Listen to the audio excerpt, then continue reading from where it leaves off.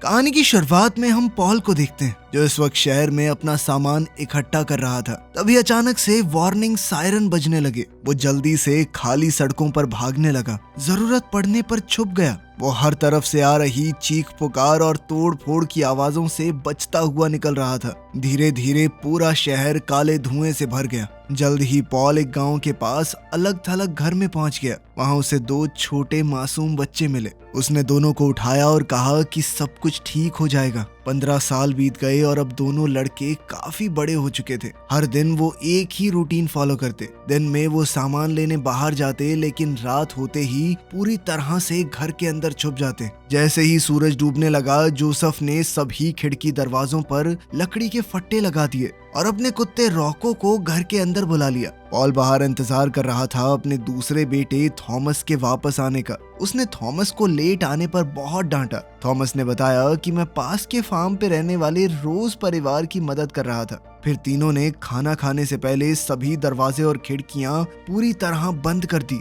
Paul ने Thomas को फिर से डांटा कि अगर दोबारा से इतना लेट आया ना तो अगली बार से तेरा बाहर निकलना ही बंद कर दूंगा, घर में सड़ेगा सारा दिन। अपने भाई पर इतनी डांट पड़ती देखकर जोसेफ हंस पड़ा, लेकिन फिर बात बात में उनकी ये बहस लड़ाई में बदल गई। पॉल ने तुरंत दोनों को अलग किया और समझाया कि हम इंसान हैं, जानवर नहीं। खाना खाने के बाद पॉल अपने बेटों को चेस खेलते हुए देख रहा था। तभी अचानक से उनका कुत्ता रॉक को जमीन खरोंचने लगा। साथ ही उसकी रोने की आवाजें भी आ रही थी। इससे पॉल तुरंत समझ गया कि ये खतरे का इशारा है। पॉल और थॉमस नीचे गए और अचानक दरवाजे पर जोर जोर से नॉक हुआ। लग रहा था कि मॉन्स्टर्स अंदर घुसने की कोशिश कर रहे हैं। दोनों ने दरवाजा पकड़ कर रखा ताकि वो टूट ना जाए। कुछ देर तक मॉन्स्टर्स ने दरवाजा खोलने की कोशिश की, लेकिन फिर वो वहां से चले गए। अब थॉमस जोसेफ को डांटने लगा कि तुमने हमारी मदद क्यों नहीं की, लेकिन जोसेफ ने बताया दरअसल मैं उनकी मूवमेंट समझने की कोशिश कर रहा था। टोटल 3 हमले हुए हैं। पहला 10 सेकंड का था, दूसरा 20 सेकंड का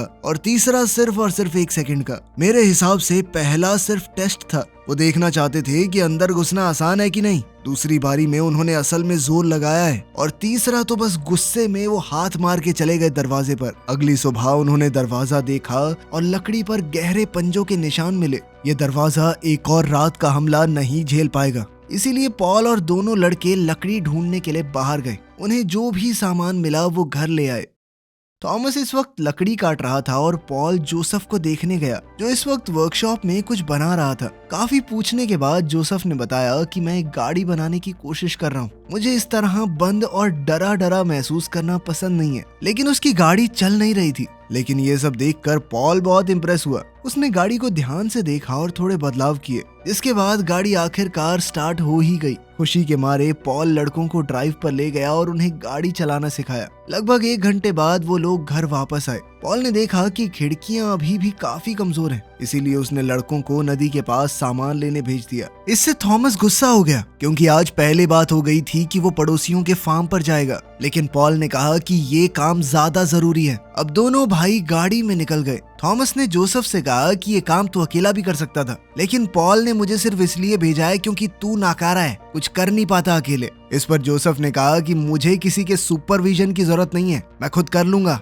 तो जाना जा। इस तरह दोनों में दोबारा से झगड़ा हो गया। जब कार उनके पड़ोसियों के फार्म के पास से गुजरी, थॉमस उतर गया और जोसेफ से कहा कि वापस आते वक्त मुझे पिक कर लियो। घर पर पॉल ने दरवाजे को और मजबूत कर दिया और फिर वो अकेला ही झरने के पास स्मोक करने गया। तब उसने पत्थरों में एक अंधेरा और डरावना छेद सा देखा। उसी वक्त जोसेफ नदी के पास गया। उसने खुद को गाड़ी से बांध लिया और फिर एक पुरानी बोट में नीचे गया सामान ढूंढने के लिए। एक कैबिनेट के अंदर उसे एक लड़की की फोटो दिखी जिसने ज्यादा कपड़े नहीं पहने हुए थे। ये देखकर वो थोड़ी देर के लिए पूरी तरह हिल गया। बेचारे ने आज तक ढंग से लड़की नहीं देखी थी, इस हालत में देखना तो बहुत अलग बात है। फिर जब वो और चीजें ढूंढ रहा था तो एक कचरे के ढेर से छोटे छोटे कीड़े बाहर आ गए। वो उसके आसपास उड़ते हुए उसकी स्किन पर बैठने की कोशिश करने लगे। ये सब देखकर जोसेफ तुरंत वहां से भाग निकला। अपने पड़ोसियों के फार्म पर थॉमस परिवार की मदद कर रहा था, लेकिन जल्दी ही पता चला कि वहां जाने की असली वजह तो शार्लेट है,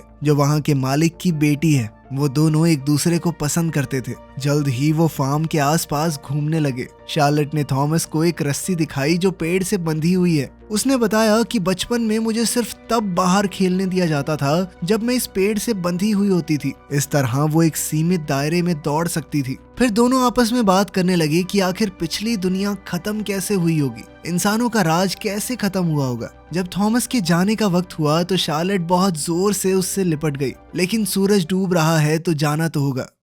जब पॉल घर लौटा तो रॉको को अकेला देखकर घबरा गया, क्योंकि दोनों ही लड़के वहां नहीं थे। जल्द ही जोसेफ कार के पास वापस आया। पहली बारी में गाड़ी स्टार्ट नहीं हुई, लेकिन कई बार ट्राई करने के बाद चल गई। उधर थॉमस पूरी ताकत से अपने घर जाने के लिए भाग रहा था, लेकिन जल्द ही फिसल गया और जमीन की दरार में गिर गया। जब जोसेफ दोनों भाइयों के तय किए हुए पॉइंट पर पहुंचा तो उसे अपना भाई दिखा ही नहीं, जिस वजह से वो सीधा घर चला गया। घर पहुंचकर जब उसने अपने पिता को बताया कि क्या हुआ, तो पॉल ने जोसेफ से कहा कि तुम अंदर जाकर सब कुछ बंद कर लो। और अब पॉल और रोको दोनों मिलकर थॉमस को ढूंढने लगे। जल्द ही गड्ढे के अंदर थॉमस होश में आया।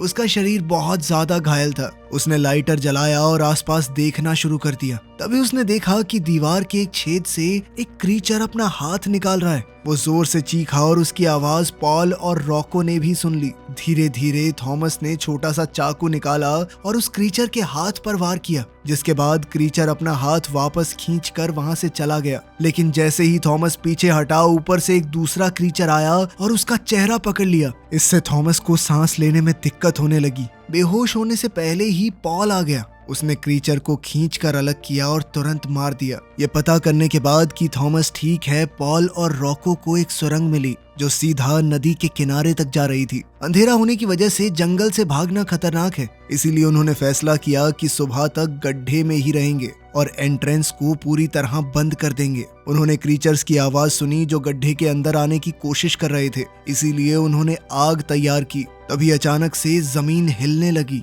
वो क्रीचर्स जमीन के नीचे चल रहे थे और उन्होंने बाहर निकलने की जगह पर मिट्टी डालकर रास्ता बंद कर दिया। रॉको लगातार भौंक रहा था और जमीन का हिलना रुक नहीं रहा। पॉल ने अपने बेटे और कुत्ते को पीछे हटने को कहा और खुद आग को उस छेद में डाल दिया जो जमीन में खुल रहा है। जैसे ही वो क्रीचर्स बाहर निकलने लगे, एक छोटा धमाका हुआ जिसमें पॉल भी बुरी तरह घायल हो गया। वहीं घर के अंदर जोसेफ ने अजीब आवाजें सुनी और प्लान बनाना शुरू किया। कुछ देर बाद वो मेन दरवाजे के सामने एक कुर्सी पर बैठा और रस्सी से खुद को बांध लिया जैसे वो सो रहा हो। थोड़ी ही देर में एक क्रीचर ने दरवाजे के छेद को हटाया और अपना पंजा अंदर डाला, मानो वो चेक कर रहा हो कि जोसेफ सच में सो रहा है या नहीं।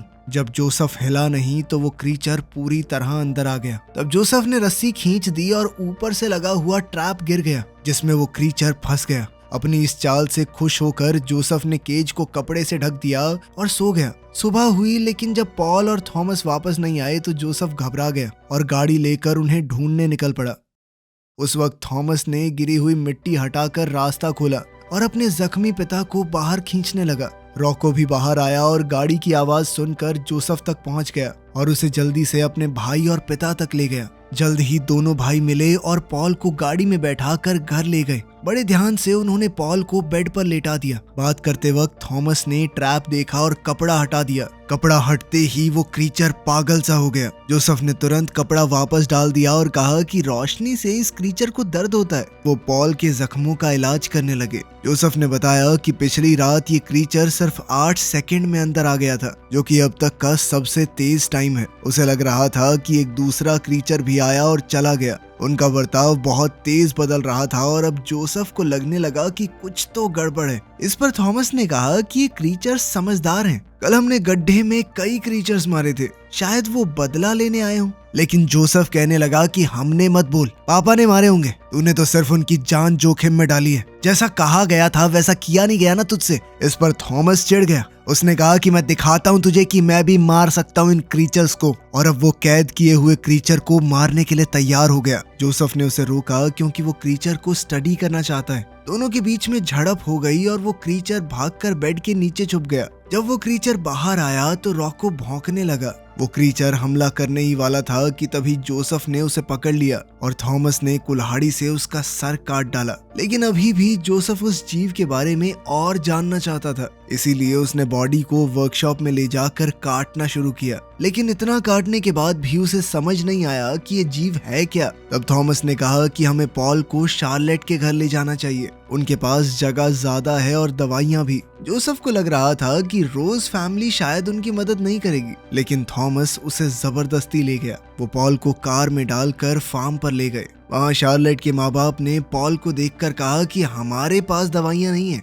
और इनका ध्यान शायद तुम्हें अपने ही घर पर रखना चाहिए। शार्लेट ने कहा भी कि हमें इनकी मदद करनी चाहिए, आप क्या कर रहे हैं, लेकिन किसी ने उसकी बात नहीं सुनी। उसके माँ बाप ने सिर्फ इतना कहा कि अगर थॉमस चाहे तो यहाँ रुक सकता है। इस तरह उनके घर पर पॉल और जोसेफ के लिए ज्यादा चीजें बच जाएंगी। ये सुनकर जोसेफ गुस्से में चला गया। जब थॉमस पीछे पीछे उसे समझाने गया तो दोनों भाई लड़ पड़े। जोसेफ ने थॉमस से कहा कि तेरी हरकतों की वजह से आज पापा का ये हाल है, मरने वाले हैं वो, अगर चुपचाप मेरे साथ चल पड़ता कोई दिक्कत हो जाती। ये सुनकर थॉमस बहुत गुस्से में आ गया। उसने जोसेफ को जमीन पर गिरा लिया और उसकी गर्दन दबाने लगा। लेकिन जैसे ही उसे एहसास हुआ कि वो अपने भाई का दम घोट रहा है तो वो रुक गया। इसके बाद जोसेफ चुपचाप गाड़ी में बैठा और अपने बेहोश पिता के साथ चला गया और वहीं थॉमस फार्म पर ही रुक गया। बाद में शार्लेट ने थॉमस को बढ़िया खाना खिलाया और उसे अपनी कुछ चीजें दिखाई जो थॉमस ने पहले कभी नहीं देखी थी। दोनों ने साथ में अच्छा वक्त बिताया और फिर पास आकर एक दूसरे को चूम लिया। तभी शार्लेट के पिता वहां आ गए और उसे दूसरे कमरे में भेज दिया।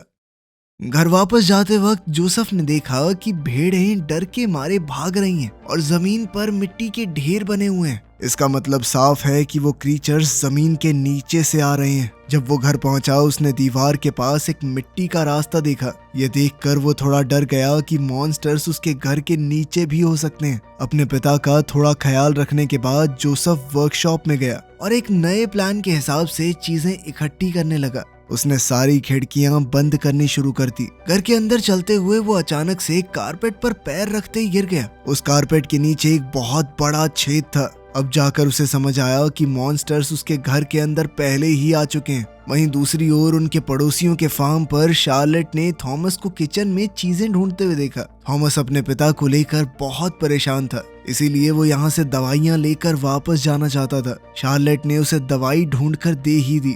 थॉमस ने उसका शुक्रिया अदा करते हुए शार्लेट को कस के गले लगा लिया और कहा कि मैं वापस आऊंगा, मेरा इंतजार करना। लेकिन वो नहीं जानते थे कि कोई उनकी बातें सुन रहा है। थॉमस बाहर भागा, लेकिन घर पर काम करने वाले एक आदमी ने उस पर बंदूक तान दी और कहने लगा कि तुम चोरी कर रहे हो। बंदूक देखकर थॉमस बहुत घबरा गया। उसने बताने की कोशिश की कि शार्लेट ने उसे दवाइयां दी थी, लेकिन वर्कर ने उसकी बात नहीं सुनी। घर में काम करने वाले सभी लोग वहां पर आ गए और थॉमस को गैराज में ले गए। उन्होंने उसे बांध दिया और तेज म्यूजिक चलाया ताकि कोई उसकी आवाज न सुन सके। उन्होंने थॉमस के पैर पकड़ लिया और अब तो एक आदमी उस पर गोली चलाने ही वाला था। तभी अचानक जमीन के नीचे एक होल बना और वो आदमी नीचे गिर गया। बाकी वर्कर्स देखने के लिए भागे कि आखिर ये हुआ क्या, और तब तक एक क्रीचर होल से बाहर आ गया।